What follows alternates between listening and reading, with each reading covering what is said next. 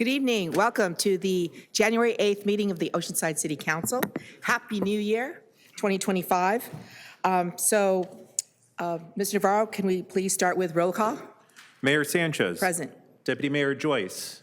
Present. Councilmember Figueroa. Present. Councilmember Robinson. Councilmember Weiss. Here.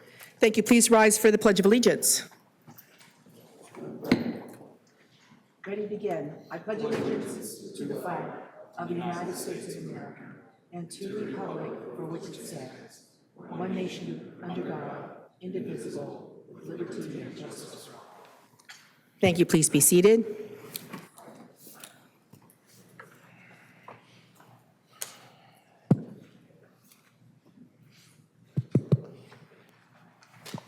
Thank you. And we're on the presentations and proclamations portion of our City Council meeting. Today, we are doing a proclamation in honor of National Law Enforcement Appreciation Day. This is something that started just in 2014, and it is an opportunity for us to really show our appreciation for our police department. So please come on down. We have some representatives from the police department, including our newest chief, Chief Taurino Valdovinos, who was just featured in the UT as one of 7 new chiefs that have been hired on in the county. And I think we happen to have the best one, right? And in fact, his picture was the first one, right, that you got to see. So I've got a proclamation. I'm going to say it, then I'm going to hand the proclamation and the mic to you, Chief. Whereas the safety and well-being of our community is a shared responsibility, and the dedicated men and women of the Oceanside Police Department work tirelessly to uphold the values of accountability, integrity, and transparency. And whereas law enforcement officers are vital to maintaining public safety, often placing themselves in harm's way to protect lives and property. And whereas the Oceanside Police Department has demonstrated unwavering commitment to the citizens of Oceanside, fostering trust and collaboration through community-oriented policing and engagement initiatives. And whereas the members of the Oceanside Police Department embody professionalism, courage, and compassion as they respond to emergencies, investigate crimes, and ensure justice is served. And whereas National Law Enforcement Appreciation Day provides an opportunity for our community to express gratitude and recognize the sacrifices made by law enforcement officers and their families. And whereas the City of Oceanside is proud to honor the outstanding contributions of the Oceanside Police Department and to affirm our collective appreciation for their service and dedication. Now, therefore, be it resolved that I, Mayor Sanchez, on behalf of the City of Oceanside and in solidarity with other cities across our nation, do hereby proclaim January 9th, which is tomorrow, 2025, as National Law Enforcement Appreciation Day in the City of Oceanside, and urge our citizens to show their appreciation for the brave and dedicated men and women of the Oceanside Police Department who put their lives on the line every day to protect and serve our citizens and visitors. Thank you. Thank you, guys. Thank you, Mayor, for this special occasion. Thank you, Council, for having us. I just want to say just real quick, the men and women of the Oceanside Police Department work very, very hard to protect our community. And we cannot do our job without the trust and the support of all of you, Council, Mayor, elected officials, but specifically members of the community. So thank you very much for this recognition, and we promise to make you proud and work hard every day. And could you share some of the things that the police department did during the Christmas season, the holiday season? Shop with a Cop? Sure, we participated in a number of community events. We have Shop with a Cop, which is a regional event that we adopt kids from the local schools who maybe don't have the chance to have a good Christmas. We take them on a shopping spree down to San Diego at the Target. I think they receive $200. We also take them to SeaWorld, and they get to tour the facilities and watch a show. We also participate in the Holiday of Hope event, which is something that we started in collaboration with Transformational Consulting 9 years ago. We sponsor 23 families. We give them a $500 gift card to buy gifts for their children, as well as food and presents. And we have this event at Oceanside High School. They bring in snow, Santa. It's a big party. It's fun. So I encourage all of you to join us next year during the holiday season. Sure. Yeah, we also do a turkey drop where we sponsor 32 families and we provide them with a Christmas dinner, a gift card for a Christmas dinner. So to my right here is Assistant Chief John McKean. We have Captain Scott Garrett. We have Sergeant Josh Morris. We have Officer Brandon Culberson. And we have, God, what's your title again? Police Services Administrator Paul Bradley, who's new to the department, about to hit a 6-month probation period, originally from Texas. Welcome. Well, thank you very much. If the council, rest of the council would like to join us in a picture. Yeah, thank you.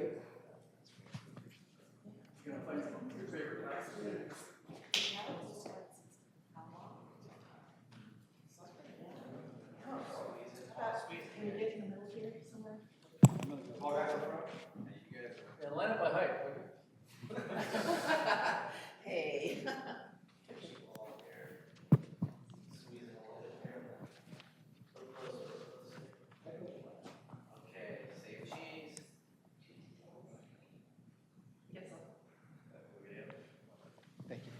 Thank you, thank you. So tomorrow is the actual day, so please think of some way to appreciate our police officers. Thank you.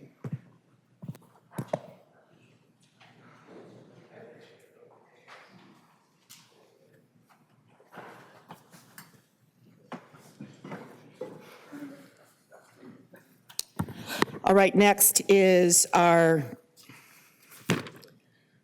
closed session report. Honorable Mayor, council members, thank you. Council did meet earlier today in closed session on item 1, conference with labor negotiators regarding various bargaining groups.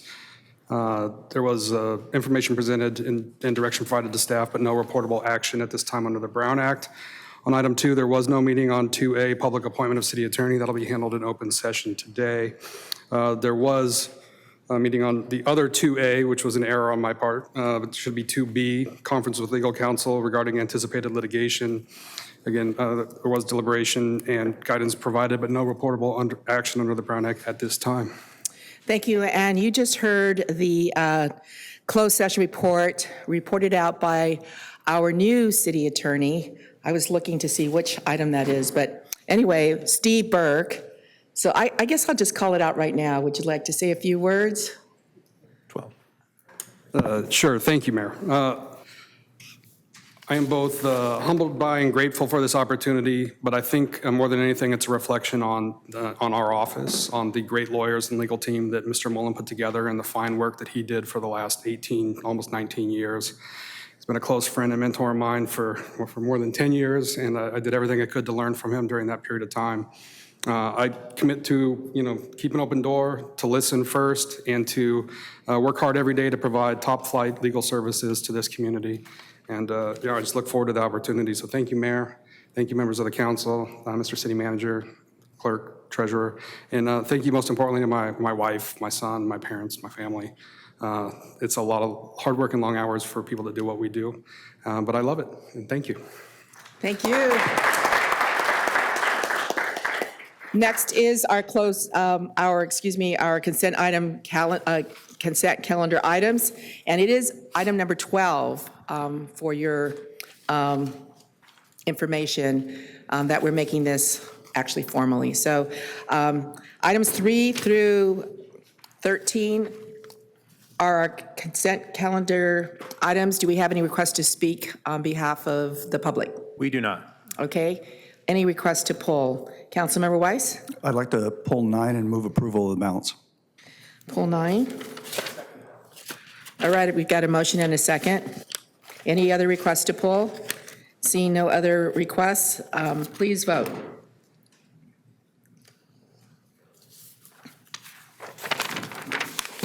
Motion approved, 5-0. Thank you. Okay, you're now official. So, thank you. Number 9 is staff submits the first quarter financial status report and recommends that the city council accept the report and approve the budget adjustments. And Councilmember I have nothing, Weiss.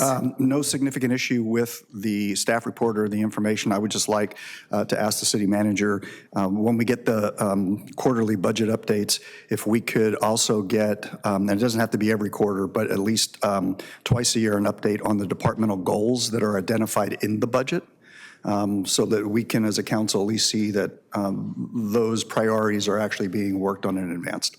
And with that, I'll move approval of number 9. All right, there's a motion to approve. Councilmember Joyce. Yeah, I just wanted to ask, what was our surplus last fiscal year? I didn't see. I'm sorry, what was our what? Our surplus last year? Surplus.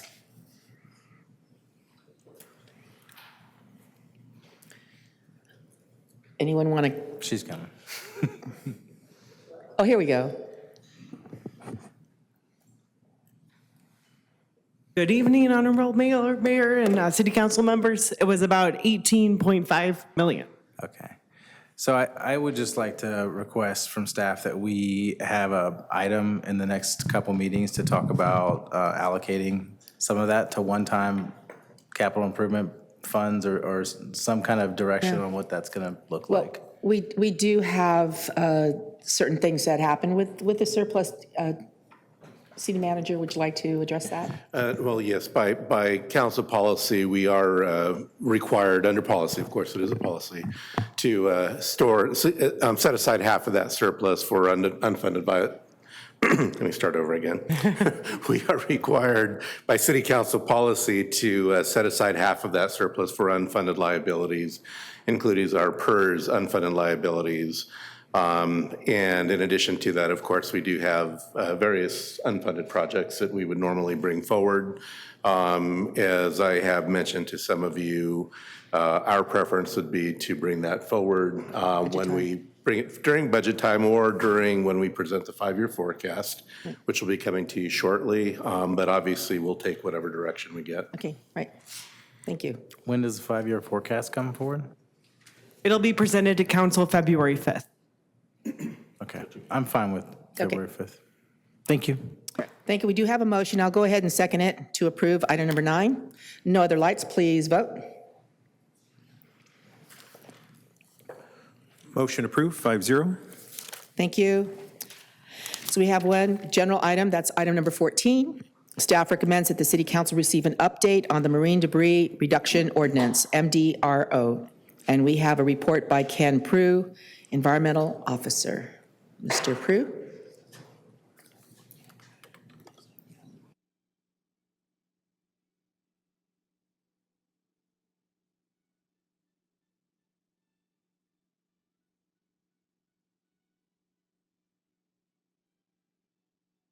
Good evening, Mayor and Honorable Mayor and Council members. I'm Ken Prue, Environmental Officer for the Solid Waste and Recycling for the Water Utilities Department. Our item today is the Marine Debris Reduction Ordinance Update. And staff recommends that the City Council receive an update on the Marine Debris Reduction Ordinance, or MDRO. The ordinance was, on August 23rd of 2023, the City Council amended Chapter 13 of the Oceanside City Code to reduce marine debris. To get the ball rolling, we engaged stakeholders to get a better understanding and to implement the ordinance.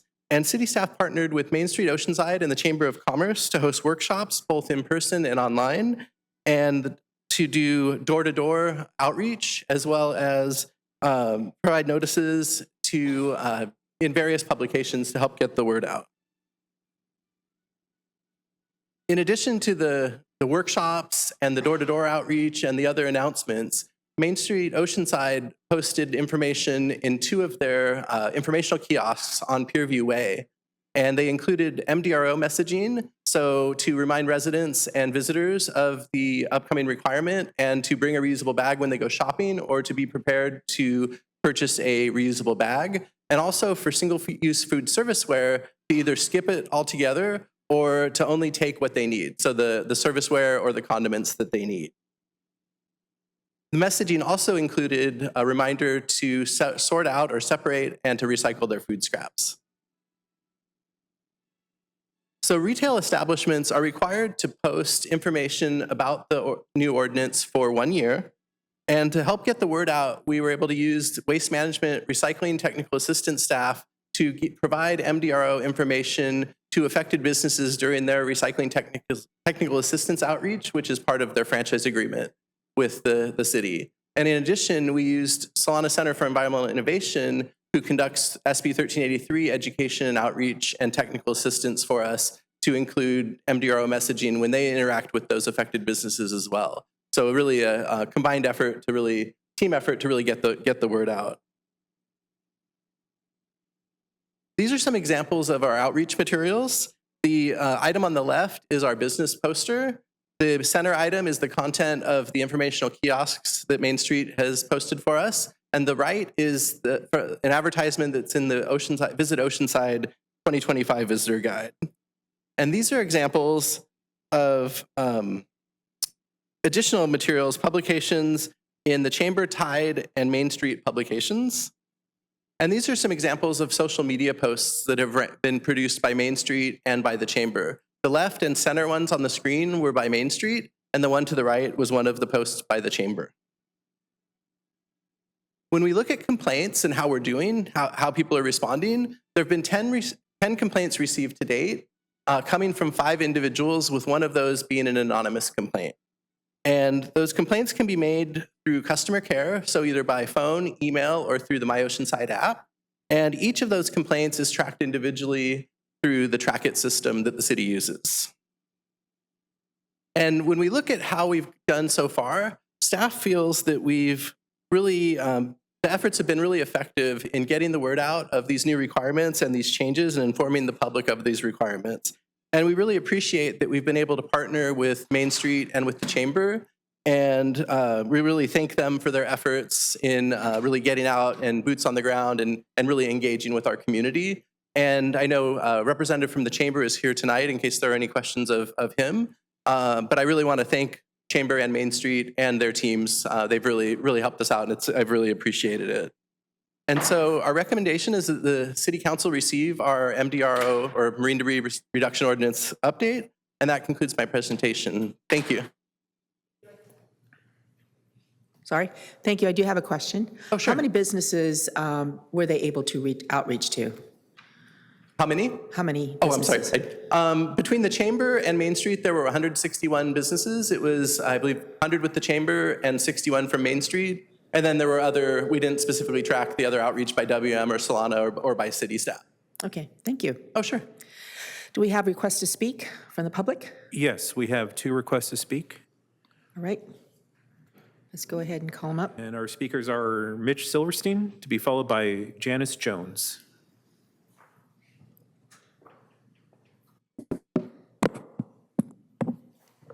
Three, two. It's 3 been a minutes, while. yes. Well, Happy New No, Year. there's just too many people, so we're going to cut it down to, no, not really. 1 minute? All right. Yeah. All right. Anyway, Happy New Year, Mayor Happy New Year. Sanchez, City Council, previous members, new members. Really great to see you all. And I'm Mitch Silverstein with Surfrider Foundation. Looking forward to working with all of you towards clean water and healthy beaches this year in Oceanside and elsewhere. Really thankful for everyone's support on this, on the MDRO, as we're calling it now. I'd love to lay it on thick, but I got time. But I just think it's a great example of the council, staff, community all working together to clean Oceanside up or make it cleaner. That said, Surfrider, we do have a couple recommendations moving forward to hopefully really get this 100% compliance so we can get even cleaner beaches, cleaner streets, and a cleaner Oceanside. One of them, we'd love to see that an MDRO compliance section be added to the My Oceanside app. Janice, one, an amazing volunteer, worked with the City of Vista to get that added. Again, that helps just increase awareness of this rule and make it easier for people. I'm sensitive about this. I don't want to feel like I'm telling people to be tattletales on businesses, and I really appreciate the education-focused and education-first approach that code enforcement and Green Oceanside has taken.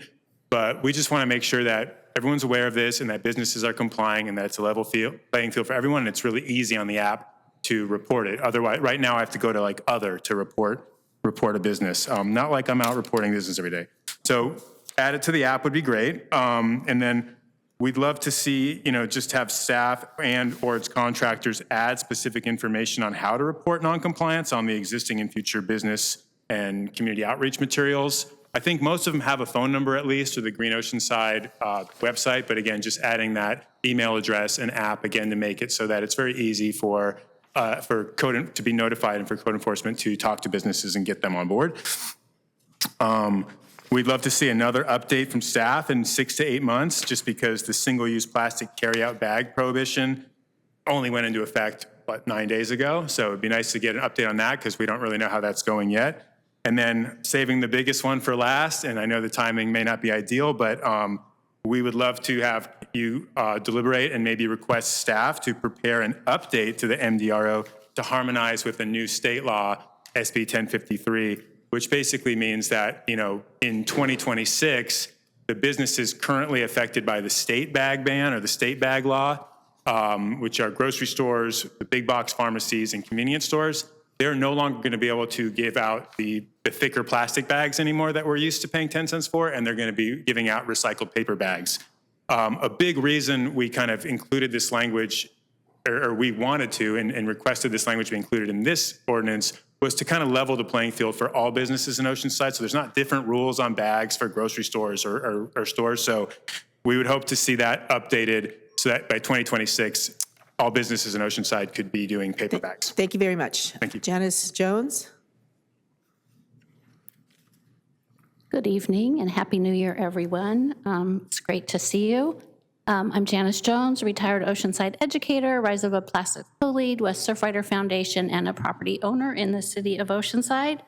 As most of you know, the adoption took a really long time in Oceanside, followed a long campaign by many different individuals and groups, and a core group of students who are very involved in making this happen.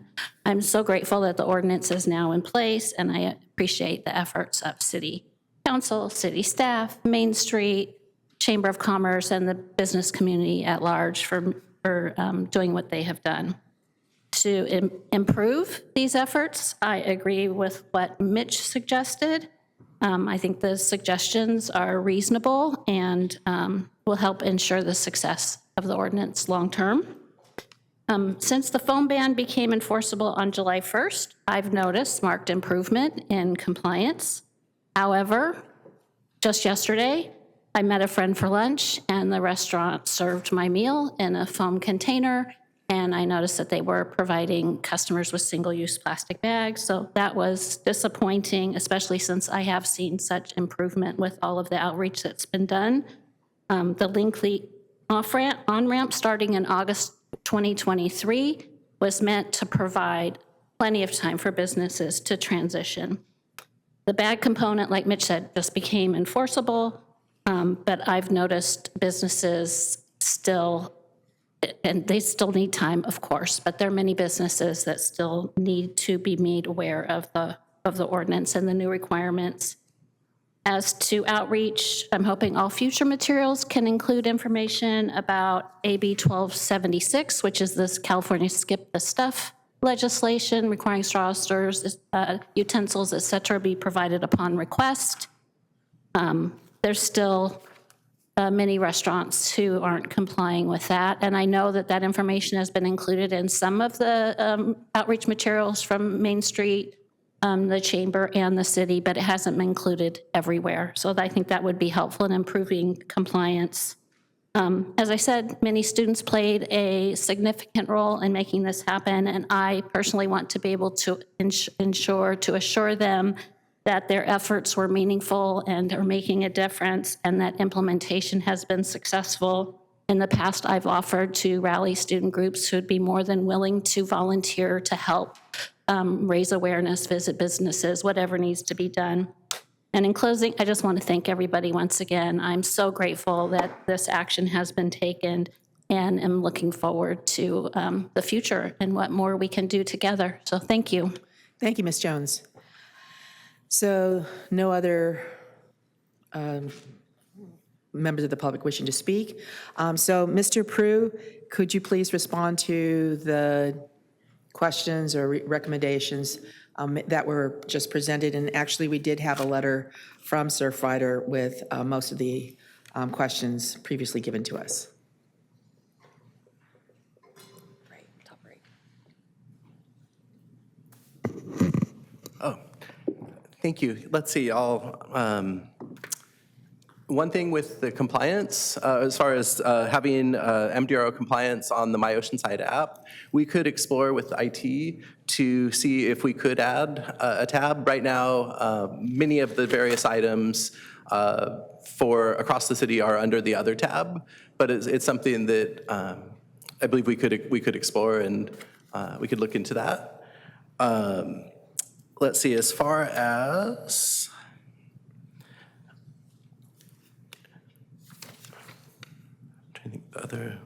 we do have, as Ms. Jones referenced, the skip the stuff. We do have it in quite a bit of our publications, and I think it's really been applied in areas where it's a fit in that particular piece.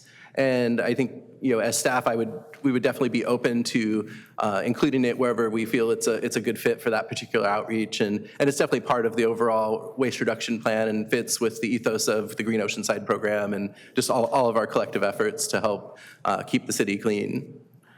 I'm going to touch. And then Lindsay Leahy, Water Utilities Director, I did want to touch on a couple more of the items. So the Water Utilities Department and the Green O Group as a whole, we try to be as efficient as possible with outreach and when we do touch points with our businesses and trying to consolidate all of our items, whether it's any inspections or anything with our solid waste and disposal items under one visit. So that's something that we're continuously doing and trying to get out and talk to people with all of our other partners with Waste Management and Main Street and the Chamber.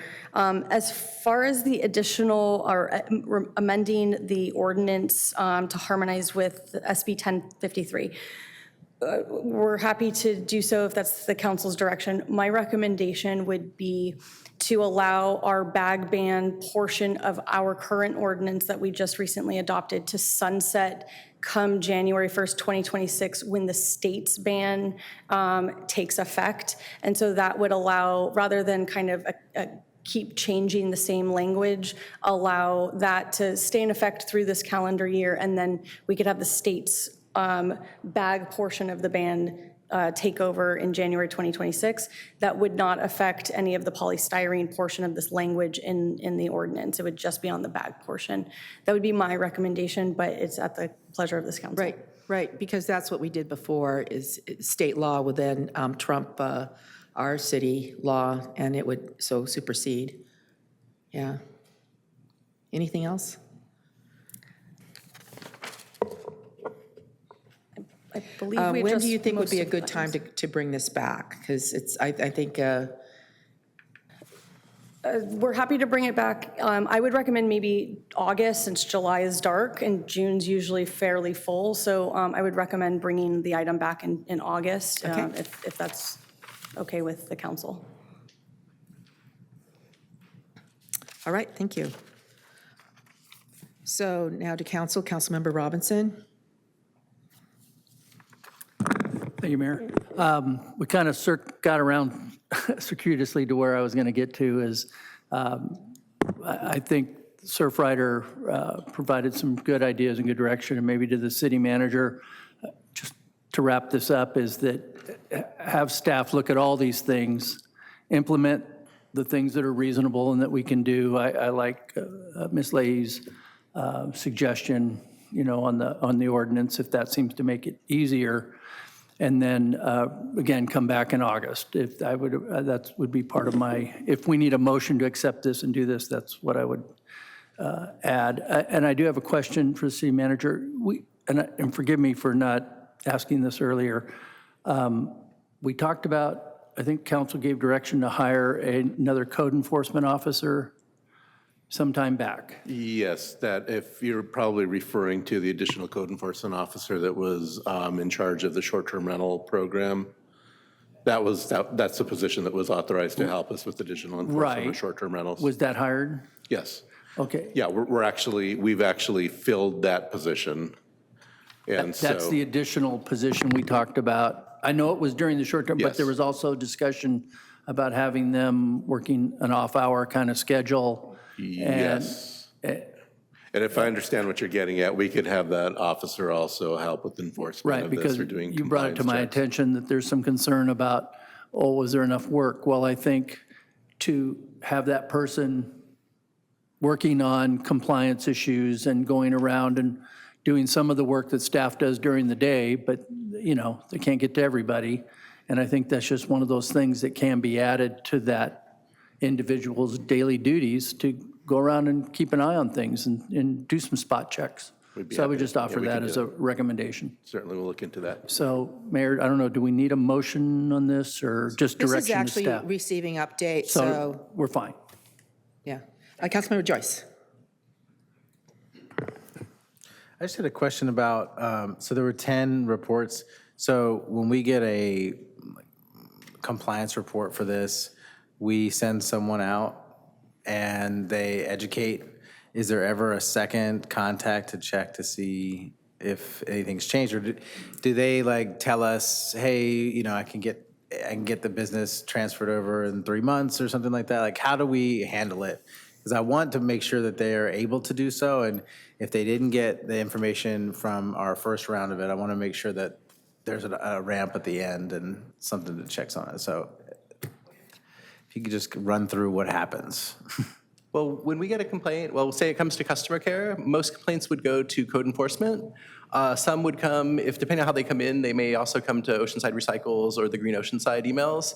But either way, it would be addressed. And so if it was one that went to code, they would currently go by the area that they're assigned for their kind of beat, if you will.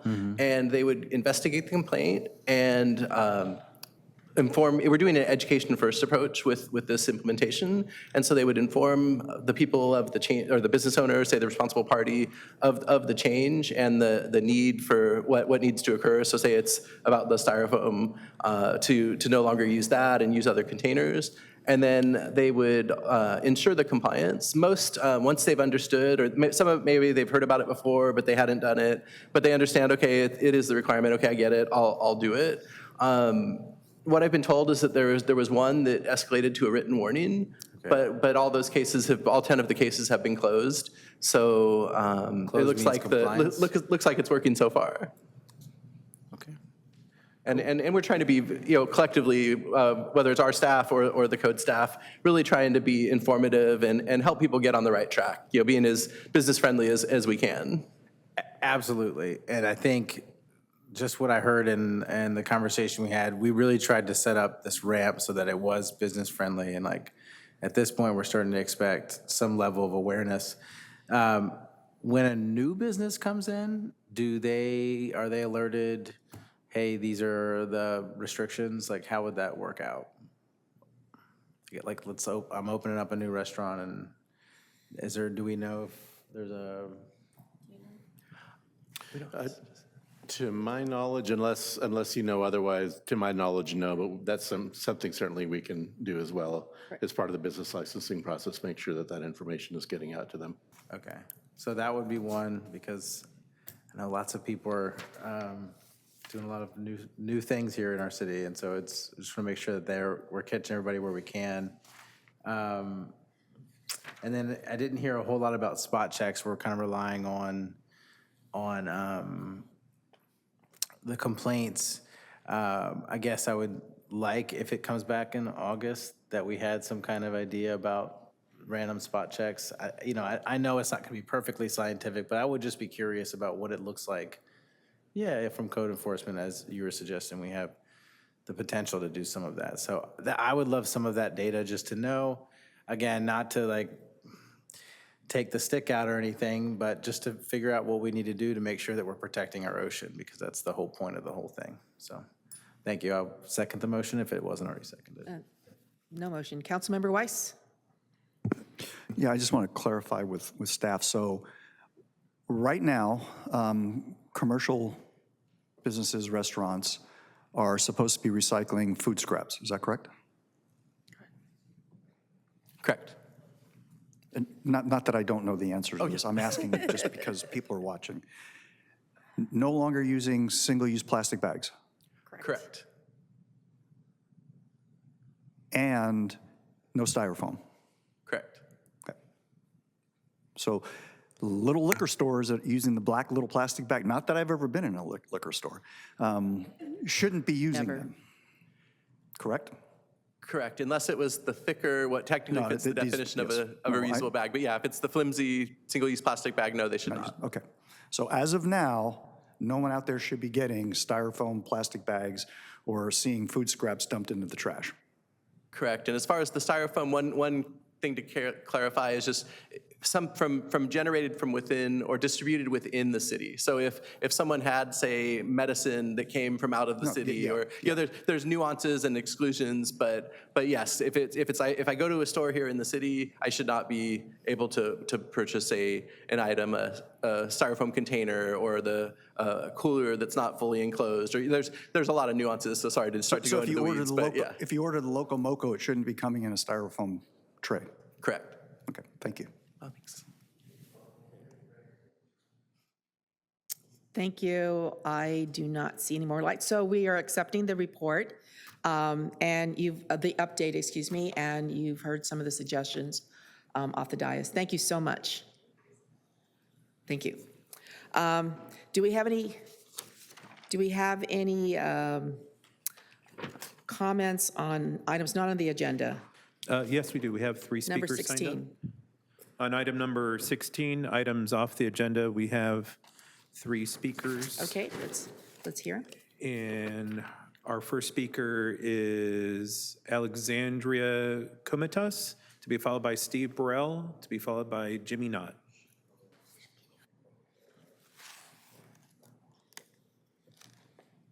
Ms. Comentas? Good evening, Council. I hope that you all had a wonderful holiday season and are ready for 2025. My name is Alexandria, and I am the owner of Left Coast LLC, Oceanside's first cannabis manufacturing facility. My husband and I are I'm sorry, my apologies. I'm going to stop you right there. If you could stop there, the time. Are you wanting to speak on items not on the agenda or item number 15? Not on the agenda, ma'am. Not on the agenda. Okay. I'm sorry. Did I Give her come back her too time. soon? No. Yes, my apologies. That's okay. Thank you. Yeah. My name is Alexandria, and I'm the owner of Left Coast LLC, Oceanside's first cannabis manufacturing facility.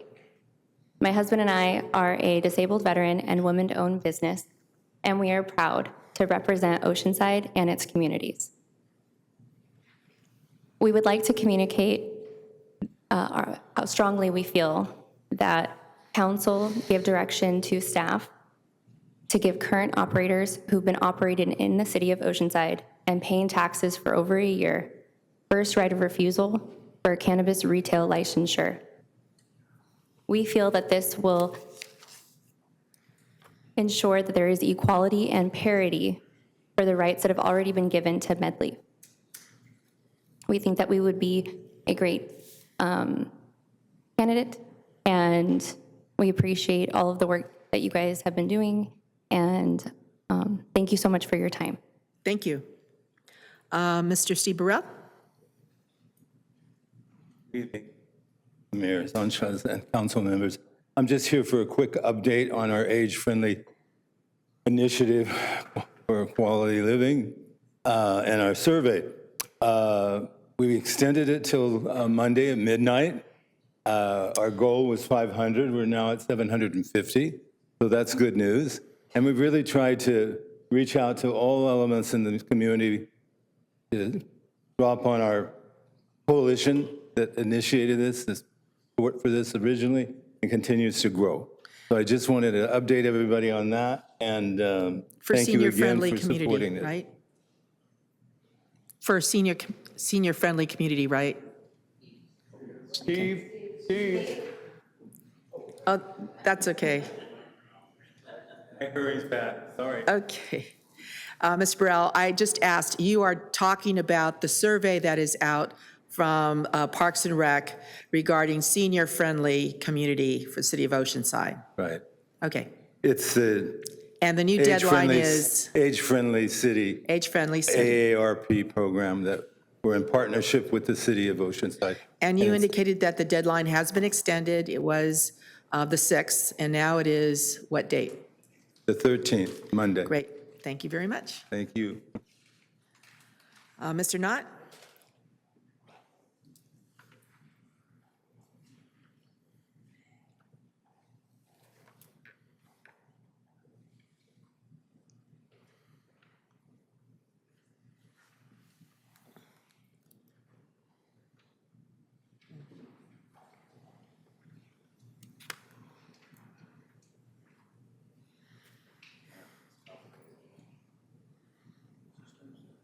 Commissions. Okay, Mayor, council members, Jimmy Knott, 127 Sherry Lane. What you see before you is our appointments to the different commissions and committees here in the City of Oceanside. And what happened was a citizen was bringing up issues to me, and I double-checked it. And then I started examining about the due date on the expiration for appointments. And I found out that some of them go way back to June of '23. And so there's a lot of them that have not been renewed. So those are highlighted in yellow that you can see there. And so also there is a notice that you can see there that was back in May to July from the city clerk, and there has not been an update for openings into the different commissions.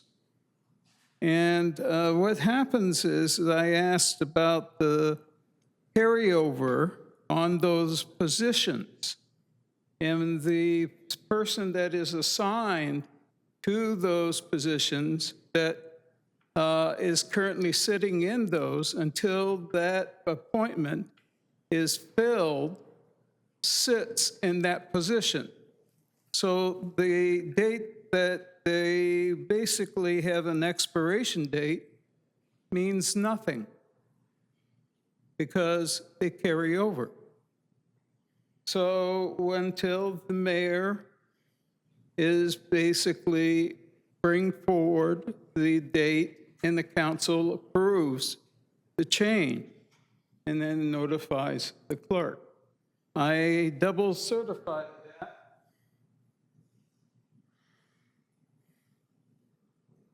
With a communication with the city clerk. What I would recommend is that the city council look into this and review your policy onto this and make sure that there is an equal balance within every district for appointments onto each commission or committee. And I would also recommend that there should be a time period and a penalty that if there is not an appointment at a certain time, then they get an automatic extension for about a year. Thank you, Mr. Thank you. Thank you, Mr. Knott. I will state that most of these positions that are vacant require certain qualifications, and unfortunately, we are, it's pretty difficult to fill some of these positions, especially in the Housing Commission that requires tenants, on HVAC that requires someone that is living nearby.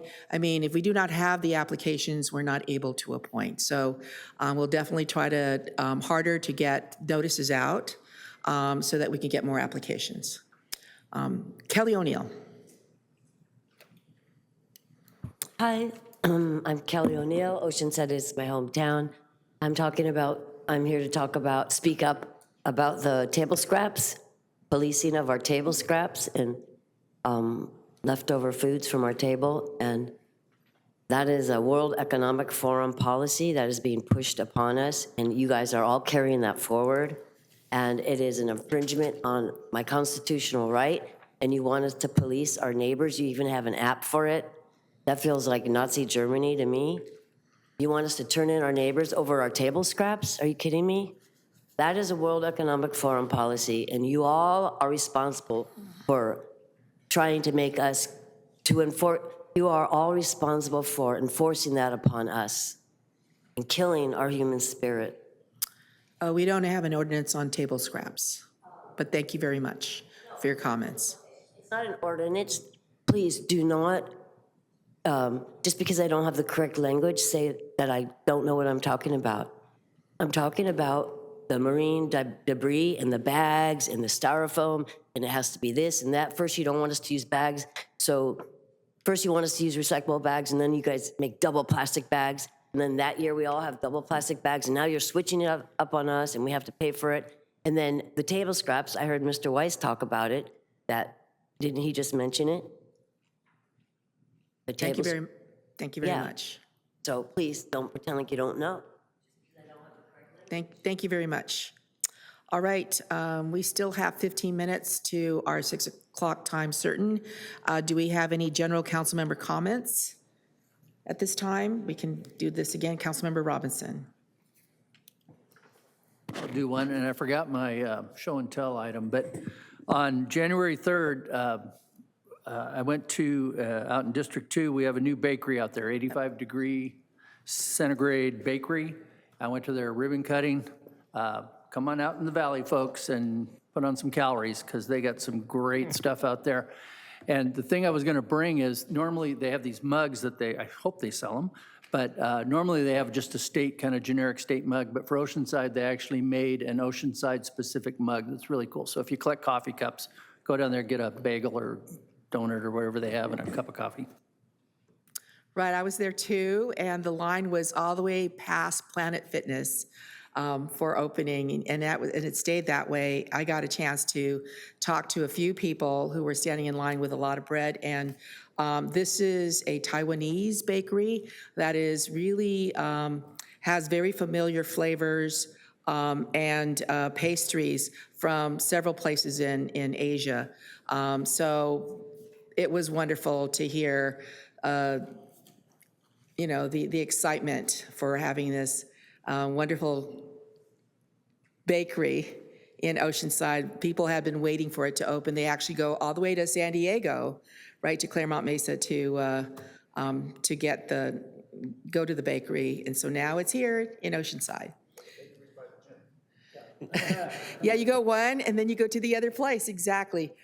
So I didn't get a chance to drink their coffee, but I because I usually have 1 cup in the morning, and I already had my cup. But apparently their coffee is also to die for. So it was standing room only, and yes, I got a chance to get 2 of the cups because they, you know, I guess because I'm the mayor. Yeah, but please stop by. It's a wonderful place. And the one story that they told me, the regional manager told me that everything is baked fresh, on site, and every time something comes out of the oven fresh, they yell out, fresh. So I haven't had a chance to go there to hear that yet, but it's a great, great place. Thank you. Councilmember Joyce. Just a few things to report. I attended my first NCTD meeting as the representative for Oceanside, and I don't have anything to report on as far as action goes, but I promise that I will bring back actions as they come about. It was a pretty small end-of-the-year meeting. I also attended the North County San Diego NAACP holiday meeting, which is also the installation of the new executive board. It was a long year for our branch last year. I am proud to say my partner was installed as a board member, so I'm really proud of that as a family member, but also just good to catch up with folks who we hadn't seen in a while. And they have the Day of Service coming up. And so if you want to sign up for that, you go to NSDC NAACP. The city is sponsoring a food distribution, so everyone up here is, of course, welcome to join. It'll be over at the Miracosta Community Learning Center, and it'll be on the Saturday. We meet at the other Miracosta campus, and then get your assignments, and you come out to wherever you're doing your day of service. There's usually 20 to 30 different projects around the city and around North County where over 100 people are signed up to volunteer on each of those. So it's a really powerful day to be together with people who are trying to make our city better, who are spending time volunteering in the honor of Dr. Martin Luther King Jr. And then the following Monday is the prayer breakfast, of course, which is another gathering where we kind of bring everybody together and remember the legacy. So, yeah, thank you. Councilmember Figueroa. Yeah, so on, Councilmember Joyce was there as well. I had the opportunity to attend the Holiday of Hope event at Oceanside High School, that's organized by Transformational Consulting and Oceanside Police Department. It was, I think that was like the fourth time that I've had the opportunity to go to the Holiday of Hope event. I feel like every year it gets bigger and bigger, and I think there's a special moment at the end of the event where all the families are asked to open the presents that they have received, but then there's a gift card, and literally you just see families breaking down and crying, and the teachers from their respective schools are there. But it really is a very powerful event for the holidays for our community that I feel started as trying to fill a gap in our community and has really grown to something very special. So I know our chief has been a part of the Holiday of Hope since its very launching it almost a decade ago. So thank you for that, and thank you to Transformational Consulting for doing that. So Great, thank you. Councilman, well, I'll ask again at the end of the meeting, but we're going to go ahead and take a 10-minute break to 6 o'clock so that we can handle our time certain item, which is item number 15. Thank you. Okay, so we're now at our 6 o'clock time certain item, which is item number 15. And it is staff of the Planning Commission recommend that the City Council confirm issuance of a Class 1 existing facilities categorical exemption per the California Environmental Quality Act, CEQA, and adopt a resolution approving conditional use permits and a waiver of locational requirements allowing cannabis manufacturing and distribution at an existing cannabis non-storefront retail establishment at 2935 San Luis Rey Road. I'm going to go ahead and open up this public hearing and asked disclosures from council members regarding constituent contacts and or correspondence. Staff and the applicant. Staff. Staff? City manager only. Councilmember Figueroa, did you have any constituent contacts to report? Okay, thank you. Mr. Navarro, do we have any correspondence and or petitions? We have not received any correspondence or petition on this item. Okay, thank you. So we're going to go ahead and begin with a presentation by Dane Thompson, Associate Planner. Mr. Thompson? Thank you, Honorable Mayor, and good evening, Council. Dane Thompson with the Planning Division, presenting the Medleaf Microbusiness Project. Staff and the Planning Commission are recommending that the City Council confirm issuance of a Class 1 categorical exemption per CEQA and approve the proposed project to operate a cannabis microbusiness at the existing site. Before getting into the project, I want to take a moment to define the relevant cannabis license types. Distributors transport cannabis from business to business between cultivators, manufacturers, and retailers. They also can provide storage services, and typically they arrange for testing. Manufacturers typically process cannabis, which can commonly involve extracting compounds from the cannabis plant material or infusing compounds into final products, or both. Non-storefront retailers deliver cannabis products to the end user from a location that is not open to the public. Micro-businesses are cannabis's version of a craft brewery. They must conduct at least 3 of the following 4 activities at one location. That is cultivation, manufacturing, distribution, and retail. Cultivation is not allowed in the city's industrial districts and therefore is not relevant for tonight's project. The subject site is a 17,000 square foot lot that is zoned limited industrial and located on San Luis Rey Road within the Oceanside Industrial Park. Here you can see the 4,800 square foot industrial building on the site, which was built in 1960.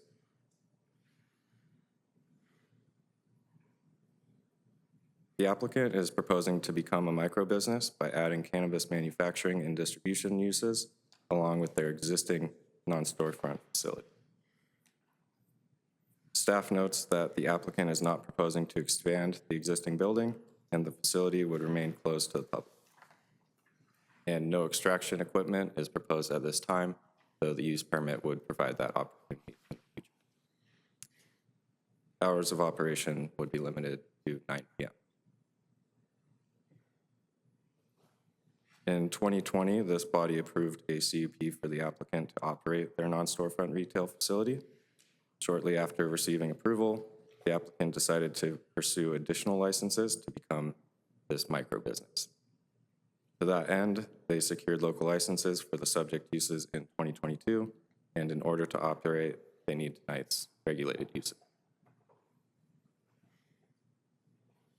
Staff have reviewed the project and found it to be in conformance with all relevant city codes and policies. The project is consistent with the general plan, as the use would not have impacts on surrounding properties above those of a typical industrial use, and the request would not increase foot traffic or loitering, as it would be closed to the public. The project is in conformance with the zoning ordinance, as industrial districts allow cannabis manufacturing and distribution uses. Compliance with the municipal code would be verified through annual on-site compliance audit.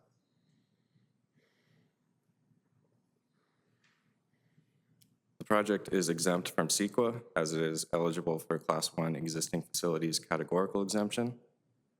And with the conditions placed on the project, staff believes the CUP findings can be made and the project would not be detrimental to public safety. The zoning ordinance prescribes separations between regulated uses and certain land uses, like schools, parks, and residential districts, as well as other regulated uses. Since this project cannot meet those separations, they must request a waiver, which the City Council can grant if they meet the listed findings. In those findings, it includes not being contrary to the public interest, not impairing nearby property, and not promoting community blight. The project site is located 180 feet as the crow flies to another cannabis business, whereas the prescribed separation by the zoning ordinance is 1,000 feet. However, both businesses are close to the public and therefore would not have compounded impacts to the community. The site is also 130 feet to a residential district, whereas the prescribed separation is also 1,000 feet.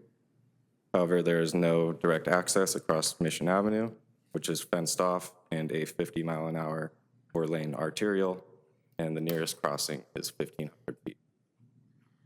Given the context, staff believes that the project meets all the findings shown previously, and that a waiver of locational requirements is warranted. On October 28th, 2024, the Planning Commission voted unanimously to recommend approval of the project, and no concerns were expressed.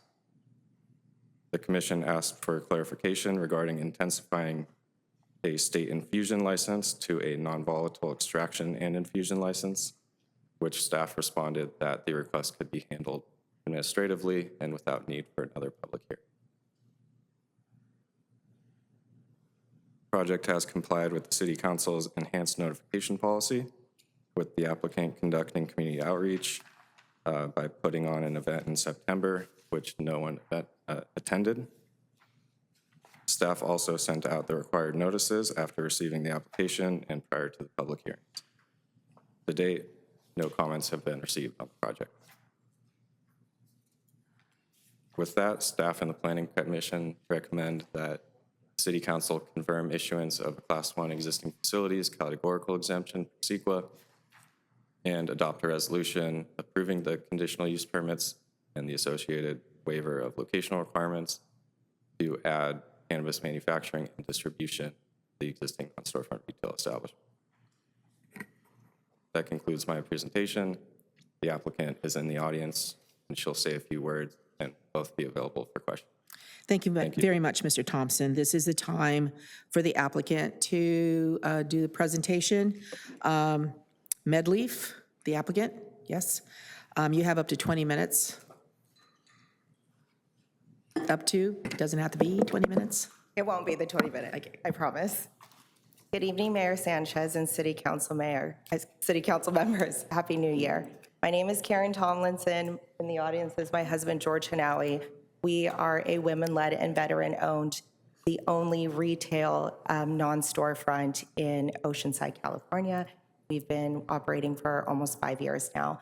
As most of you know, it's been a really uphill battle, and we've had a lot of competition. We've had to overcome a lot of speed bumps in the road. We've dealt with the stores in Vista, the ones in Encinitas, especially with them doing deliveries coming from as far as Oakland down here and going through DCC loopholes. So we've just always come back to the board and re-strategized and found ways to continue to pave our way forward in this industry. With that being said, we're asking for this Type 12 micro license so that it can help enhance our business and bring more revenue to us, to the city, and then also to be able to provide the hourly wages, of a competitive hourly wage, and the hours to our staff. So this helps us take advantage of cost savings by purchasing distro to distro instead of distro to retail. It assists us in growing our house brands, which helps with margins and specific products. And additionally, we employ 35 great people who barely get 32 hours a week due to the stiff delivery competition and retail competition daily. This micro license will allow us to cross-train our existing employees, build upon their skill sets, and offer more hours weekly. Thank you, and I'm open to questions. Thank you very much. This is a public hearing. This is a time for the public to address the council on this item. Do we have anyone that signed up to speak? We do not have any registered speakers on this item. So you did not actually have to sign up to speak. You can approach the podium, speak for up to 3 minutes, identify yourself, and then speak for up to 3 minutes. I see no one rising. I'm going to go ahead and close this portion of the public hearing and go to the council. Councilmember Weiss? Move approval, staff recommendation. There's a motion and a second to approve, adopt the resolution. Have we received any revenues yet from cannabis industry? Honorable Mayor and council members, I can answer that question. Yes, we have. Actually, I don't know the exact dollar amount, but we certainly are collecting taxes on our existing operators. All right, because we have never decided how those revenues would be used. We talked about at some point coming together to discuss that. So I would like to ask that that be brought to us at some time. Future, no rush, but certainly it's time for us to discuss ensuring that we have education and outreach to youth. I mean, my biggest issue, of course, is access to youth, especially when it comes time to edibles, and also any way to mitigate for our youth. So, Councilmember Weiss? Is that something we can do with the budget workshop? Certainly we can do that during the public. Yes, absolutely. Thank you. All right. Okay, there is a motion and a second to adopt. Please vote. Motion approved, 5-0. Thank you very much. That actually is the end of the agenda. I wanted to ask again whether we have any other comments by council members, general comments. Councilmember Joyce? I just want to briefly say a thank you to our firefighters who are up north supporting our neighbors who are dealing with such an incredible tragedy right now. And it's just a reminder of how delicate change in our environment can be and how devastating they are. So we have several firefighters who are up responding and supporting those efforts, and I just want to say thank you to them publicly. Thank you. All right, we're going to adjourn to the next meeting, which is in 2 weeks, January 22nd, 3:30. But I also want to go ahead and announce that we have a council workshop that is coming up at the end of the month on the 29th, so that would be the following Wednesday. And that is a workshop regarding the update to the general plan. It is set for 5:30. Again, it's January 29th. We really want to hear from the community. I know we do have some folks who would like to share their input with the council and get a nice presentation from staff. You know, it is been a long process. There's a lot of documents that have been reviewed, and so this is the time for for the public to be heard. Okay, so I'm going to go ahead and adjourn to January 22nd meeting. Thank you very much.